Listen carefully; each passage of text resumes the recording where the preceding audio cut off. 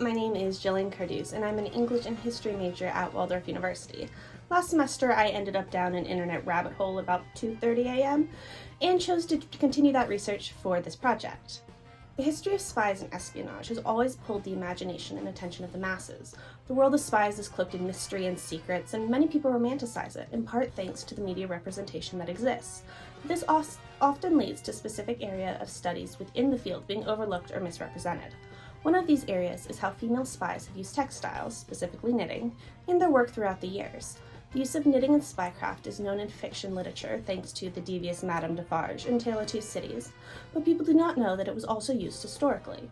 Some examples include Molly Rinker, Betty Wirtz, Anne Bates, Madame Lavengel, an unnamed Belgian grandmother, Irene Gut, Elizabeth Bentley, and Phyllis Latour. These women served on opposite sides of the American Revolution, the American Civil War, and the First and Second World War.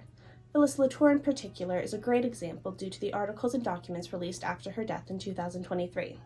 While not all of these women used knitting specifically in their work, they all used traditionally feminine tactics that were overlooked by the men around them to disguise their true intentions and goals.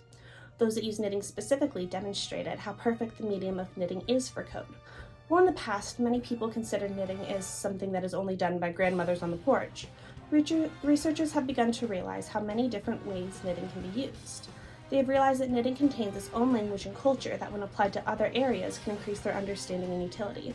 One of these areas is spycraft. Because knitting is at its core consists of two different types of stitches, the purl and the knit, it lends itself very naturally to binary code. This relationship has caught the attention of scientists and is currently being studied along with different mathematical encoding possibilities.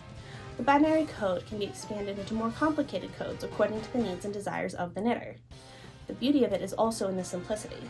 Nobody looks at knitting as dangerous or nefarious because of the reputation that it, and those who do it, have.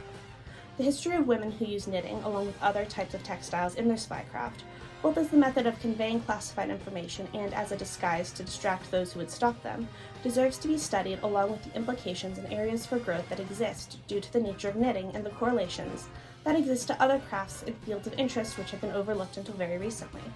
The subject deserves the care and dedication necessary to search and find the lost thread of women's spies and their textiles from the tangled skein of the past.